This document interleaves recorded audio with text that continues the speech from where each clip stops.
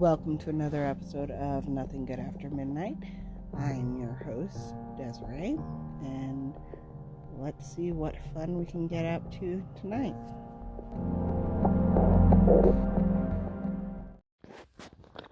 Why do people see kindness as weakness? Is it possible that being kind attracts a certain type of potential partner? Today I got a listener question, and as always, names have been changed to protect those involved.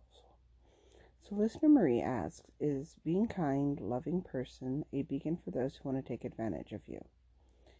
A little bit of backstory. I have a habit of wanting to help people because I think that's the right thing to do. And in the past, it has resulted in meeting partners who take advantage of that and expect me to do everything for them, like a mother. In recent years, I have done better at choosing better partners, but I still tend to attract potential partners who think that I should do everything for them, and who have what I would call a lazy streak. In the past, my exes have always turned abusive, and now that I'm trying to do better for myself and stay away from emotionally, sexually, and physically abusive people, I take longer to decide on dating somebody. Yet it seems that a lot of the people that I start talking to, their red flags come up sooner and sooner. And I'm wondering if my kindness comes across as a weakness and that I'm somebody who will feel their lazy streak. An example. Let's call this guy Kevin. So Kevin and I have been talking for a few months, and I really liked him. And recently, in a conversation, he mentioned that he would love nothing more than to be a stay-at-home parent, which I'm totally for. I have no problem with either parent staying home. The problem arises when he said that the reason he wanted to stay home is so that he could play video games all day long. And it quickly became apparent to me that he's the type of person who thinks that stay-at-home parents are people that all they do is sit around and do nothing, which is a really big red flag for me because in the past, exes that have said that I've tried to make a relationship with turned abusive and expected me to make all the money. I'm secure enough that I don't think that a man has to take care of me, but at the same time, I want somebody who brings something to the table if I'm going to bring the whole table. So being an independent woman, does that mean I attract a certain type of partner? I've dated men and women both who have the mentality they expect me to be the sole breadwinner so they can sit around and do nothing. And this bothers me because even though I'm fine with making my own money, it's hard for me to imagine not having a partner who does equal share of work. So my question is, do you think that independent, hardworking individuals attract leeches? Or is there something about me that attracts this type? Which I find a very good question because this is not the first person I've heard bring this up. I have male and female friends, both, who have posed this question in the past. And I don't claim to be an expert by any means, but in conversations with others and in my own experience, I understand what this listener is asking. Because, yeah, it does seem that the harder you work, the more you attract people who don't want to work at all. But I don't see this as so much of a flaw in the person working hard as it is a mentality in others. I think that a lot of times people seek out someone they think will take care of them because they have something broken in them themselves. And I personally think that if you can't have somebody that you can rely on to be an equal partner, that your relationship is going to result in bitterness. At least that has been my experience. In the past with my exes, when they felt that they could rely on me, that ability to rely on me quickly turned to them expecting me to do everything, and then it goes from relying on me to needing me to expecting me to do everything. And I would like to think that it's something in them more than something in me, but I could be wrong. I could be in the same boat as this listener, and I could just have been somebody who gives off this vibe that I will take care of others because I have a caring nature. I'm by no means perfect. I know I have my faults, and I am a lot to deal with. You can ask anybody who's ever dated me, and you could ask my husband. I am a lot to deal with my mental health issues and my past. But I don't think that I put out a beacon. I don't think that it's really that you put out a beacon that you attract these type of people.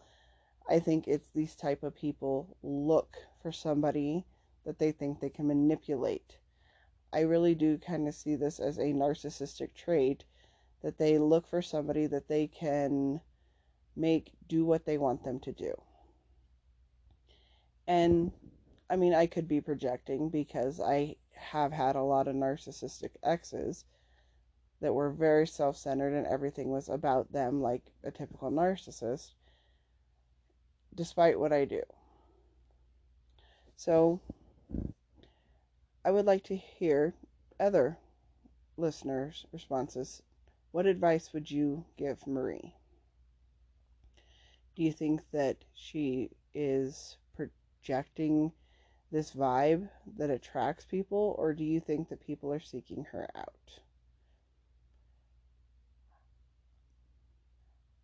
In the meantime, my advice to you, Marie, would be when you see these red flags, remove yourself from the situation. And just be honest. Be like, no, like what you want in life doesn't align with what I want in life, and this is just not going to work. And that's advice that I know that I should take as well. You know, as I've mentioned before, I'm polyamorous, so I still talk to people, and yeah, the advice that I have been trying to give myself is the same advice I'm going to give you, is when you see these red flags, recognize them as red flags and don't try to change somebody. Take people for who they tell you they are. And that's why I think these conversations are super important before you get serious with somebody, is, you know, what their life goals are, where they see themselves.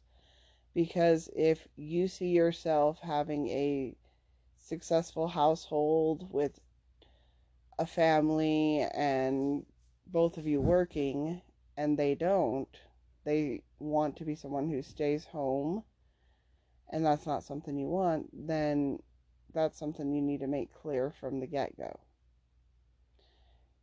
It's hard, I know, especially when you are lonely or single, to not want to settle. That was a big issue that I had back when I was single, is I didn't want to be alone. I didn't like being by myself.